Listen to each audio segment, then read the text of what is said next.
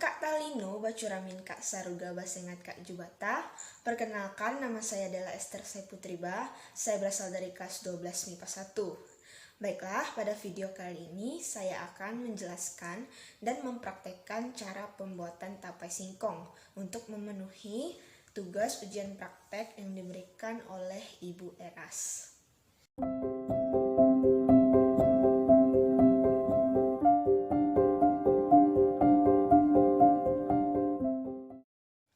Adapun tujuan praktek ini ialah yang pertama untuk mengetahui cara penerapan bioteknologi dengan fermentasi.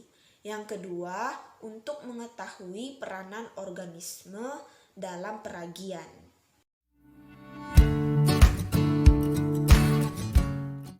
Nah, berkaitan dengan pembuatan tapai, ini berkaitan dengan bioteknologi ya. Seperti yang kita tahu, bioteknologi ini berasal dari kata Latin yaitu bio, hidup, dan teknos yang berarti teknologi atau penerapan, dan logos yang berarti ilmu. Jadi bioteknologi ini adalah cabang biologi yang mempelajari pemanfaatan prinsip ilmiah dan rekayasa terhadap organisme. Nah, proses biologis ini untuk meningkatkan potensi organisme maupun menghasilkan produk dan jasa bagi kepentingan manusia. Jadi bisa kita artikan juga nih dengan bioteknologi adalah penggunaan biokimia, mikrobiologi, dan rekayasa genetika secara terpadu untuk menghasilkan barang atau lainnya bagi kepentingan manusia. Nah, seperti yang kita ketahui, bioteknologi ini dibagi ke dalam dua bagian, yaitu bioteknologi modern dan bioteknologi konvensional. Salah satu contoh dari bioteknologi konvensional yaitu adalah pembuatan tapai ini.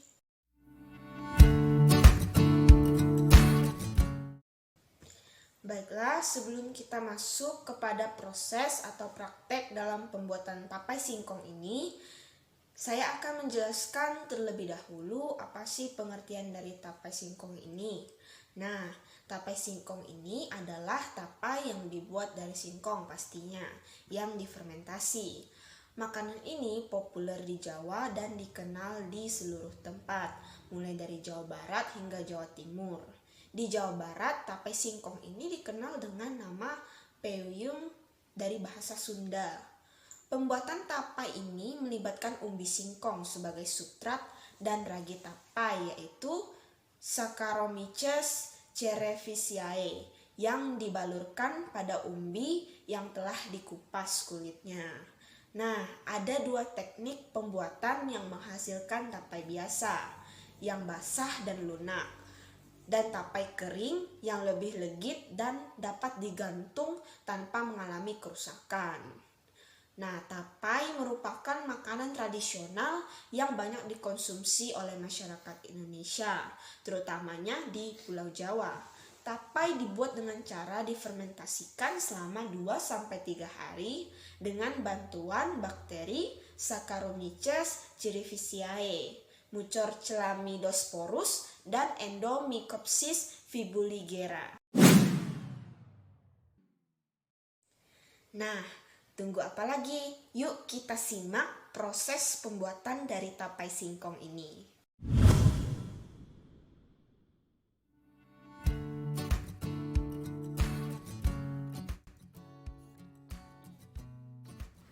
Pertama-tama kita kupas kulit singkong hingga bersih.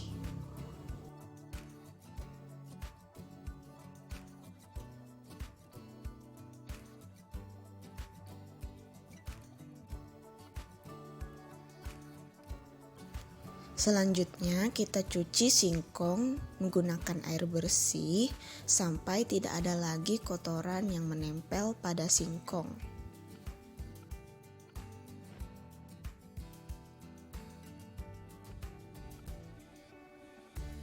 Setelah itu kita panaskan air dan masukkan singkong yang telah dibersihkan ke dalam dandang untuk dikukus.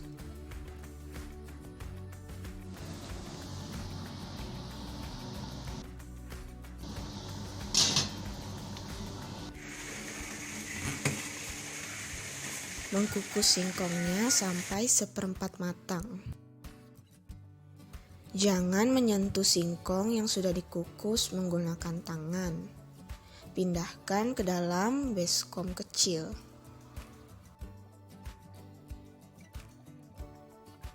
Kemudian tunggu hingga dingin 20-30 menit. Sambil menunggu singkong dingin, kita siapkan terlebih dahulu wadah yang akan digunakan untuk fermentasi.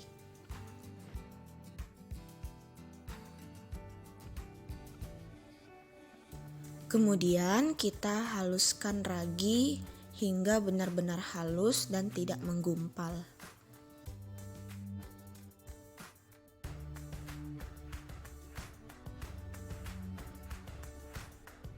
Setelah singkongnya dingin, kita balutkan ragi pada singkong tersebut. Balut ragi secara merata dan jangan sampai menggumpal.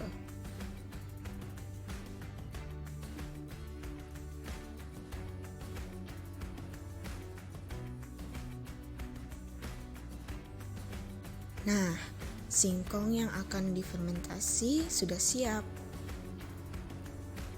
Tutup rapat singkongnya agar tidak ada udara yang masuk dan mengkontaminasi singkongnya karena bisa menyebabkan kegagalan dalam proses fermentasi. Nah, teman-teman, setelah kita melihat dan menyimak proses pembuatan tapai singkong tadi, ada loh persamaan reaksi kimia yang dihasilkan dari pembuatan tapai singkong ini, yaitu C6H12O6 ditambah 2C2H5OH ditambah 2CO2 ditambah 2ATP.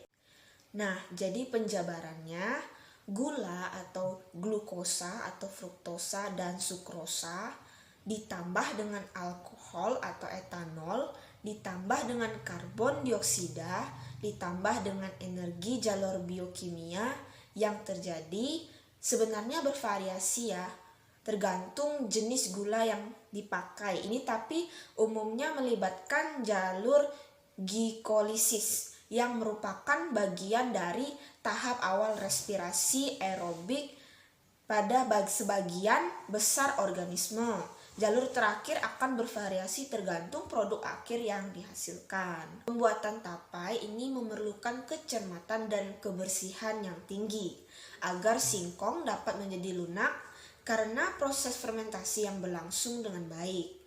Ragi yang digunakan itu adalah bibit jamur yang digunakan untuk membuat tapai.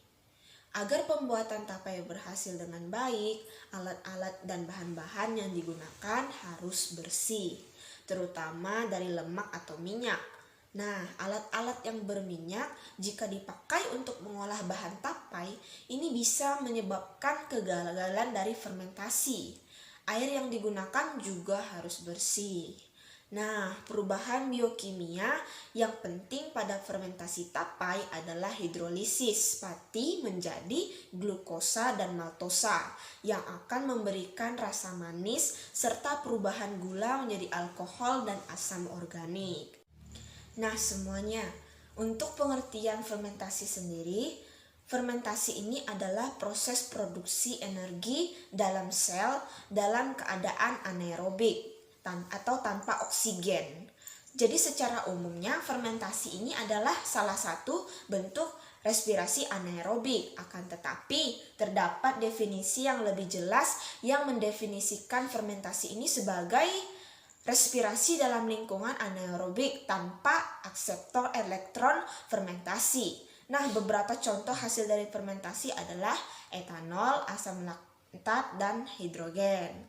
Akan tetapi, beberapa komponen lain dapat juga dihasilkan dari fermentasi seperti asam butirat dan aseton. Nah, ragi ini dikenal sebagai bahan yang umum digunakan dalam fermentasi untuk menghasilkan etanol dalam bir, anggur, dan minuman beralkohol lainnya. Nah, respirasi anaerobik ini dalam otot manusia selama kerja yang keras atau yang tidak memiliki akseptor elektron eksternal, dapat dikategorikan sebagai bentuk fermentasi.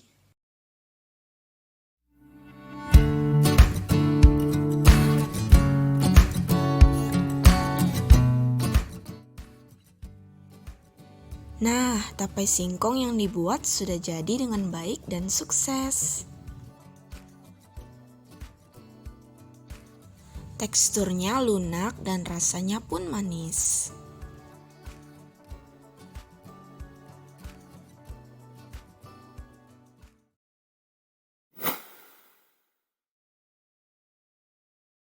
Jadi berdasarkan pembuatan dari tapai singkong tadi, dapatlah kita ambil kesimpulan bahwa yang pertama, pembuatan tapai ini termasuk dalam bioteknologi konvensional atau tradisional karena masih menggunakan cara-cara yang terbatas.